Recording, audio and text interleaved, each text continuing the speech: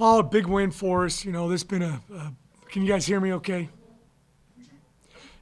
Big win for us. This has been a tough season. The first thing I told them in the locker room was, who thought we were going to play 11 games this year? We were one of the few teams in the country that actually stayed on schedule. The only game that was changed wasn't what had nothing to do with us. And I'm going to use it in recruiting, that we got really good young men, good people surrounding them in our program, and it allowed us to play 11 ball games this year. So I think that's indicative of the type of people we have in our program and the culture that we have here. There's been some ups and downs this year. Obviously, we wish our record was a lot better than what it was, but qualifying for a bowl game, first time in school history, we're excited about that. Getting an opportunity to play again, we're excited about that, and and this was a big win today. Memphis has got a very storied program, and it was good to get them in here and get this win.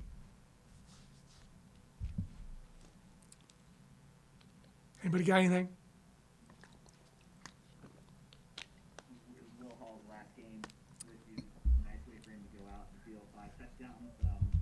Balance the whole package today on that. Yeah, I thought Will called a great game. I thought he did a super job managing the clock there at the end. I always talk about this with coordinators. There's not a whole lot of guys who can play fast and slow. I thought we did a good job of mixing up our tempos throughout the game. I thought Michael Pratt it was just a super game, making great decisions. The quarterback's involved in every single play, and there's less than a handful in there that we'd probably like to have back with him. So I thought he played a super game, and he's a tough kid now. I tell you, he takes some hits. He knows the difference between getting out of bounds. He's getting better at that. Early in the year, I was talking to him about first down, touchdown, get down, and he was not doing the get down very good. But there was a few times today he did a nice job of that. And we don't have a few drops. He throws for over 300 yards, and he's probably about 80%, 85% completion percentage. So a couple really big throws early. That was a beautiful right in the bucket throw to Deuce for a touchdown, and a beautiful throw to Jaquan early in the game too. So very, quarterback plays well. You got a chance to play really good on offense.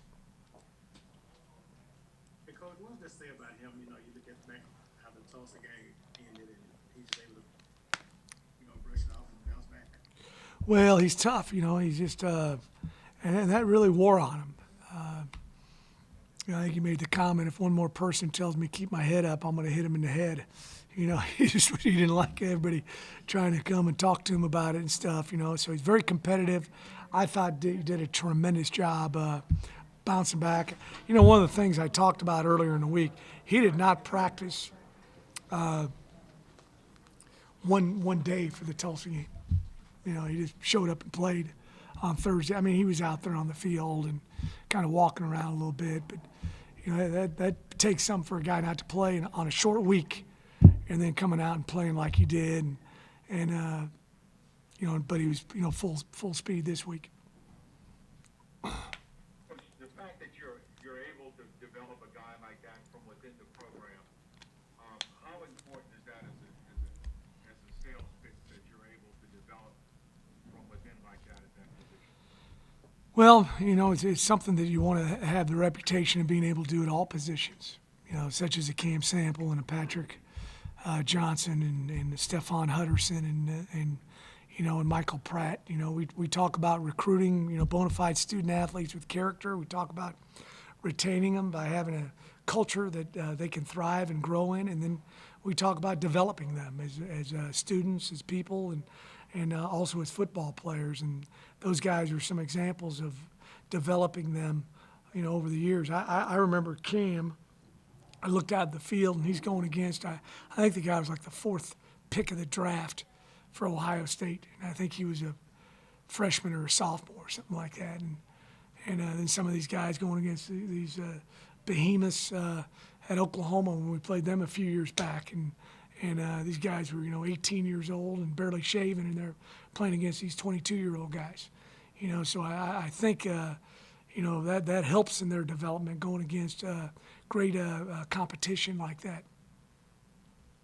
Coach, any thought, I think it was about 11 minutes left in the game, and you had the fumble that you ran in for a touchdown, and they called it an incomplete pass.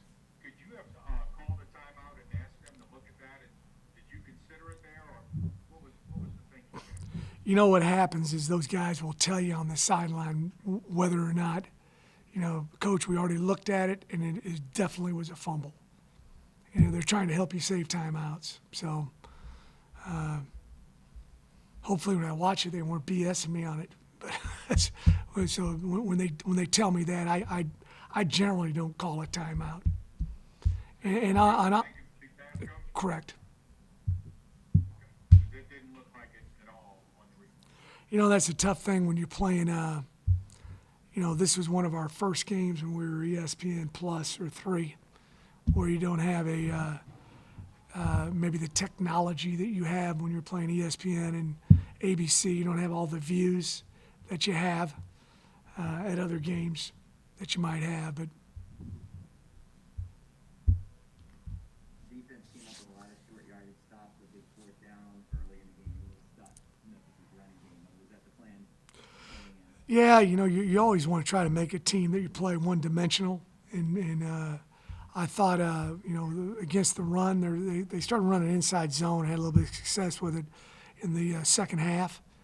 I'm sorry, the end of the first half, and it was just inside zone, and they hit about 4 or 5 of them, and then we kind of shored up that at halftime, and they were trying to run the stretch play. They had no success running the stretch at all. So I thought the defense played the run extremely well. I feel like this was about as complete a performance as the team has had for 4 quarters this year. Probably was. I can't think of all of them right now, but it probably was. Corey Dublin had to miss the kick of his career today. One, how frustrating was that for him, and also, do you feel like there's a chance he might come back next year? I'm going to talk to all the seniors this next week and see what they're going to do. I want them to do what's best for them, and there's a bunch of them we'd love to have come back, but that's their life, and they need to make that decision. But it was devastating to Corey. He's started 49 straight games, and something neat though is Coach Dawson always speaks to our guys on Friday night, and he does a devotional with them, and he showed a really inspiring video, and he was talking about finishing, and at the very end, Corey got on Dublin, and he'd recorded about finishing, and I want to play another game this year, and having the chance to get back out there with you guys, and I thought that was pretty neat. Did you coach against, I know we're kind of doubling back to something, but did you coach against a Tulsa hangover the last 2 weeks, or was that just old news once again? No, I get over, my AD's sitting right here, and he knows how quickly I get over those type of losses, right? I'm being sarcastic. It takes me a little while. You put everything into this deal, and you want to have the right outcome. And that was a devastating loss for all of us, players, coaches, managers, trainers, administration, fans, But, you got to move on. And we moved on. I thought we had a really good week of practice. I thought it was showed a lot of maturity with our guys. They've really love old Coach Hall, and all that was going on. We make that announcement on Wednesday. One of the things I did, I got all the seniors up there, and I said, a lot of these guys, it's their last ball game here as well, and they handle it like adults. They really did, and unfortunately, it's part of this profession. You get to know people and feel affection for them, and then they kind of move on, and that happens with the seniors too. They move on, and there's a bunch of dudes that have played for me here that, heck, you wish they had a 10-year career instead of just a 4-year career. But that's how it is in collegiate athletics. Everybody good? Guys good? Thank you. All right, guys, we have Steph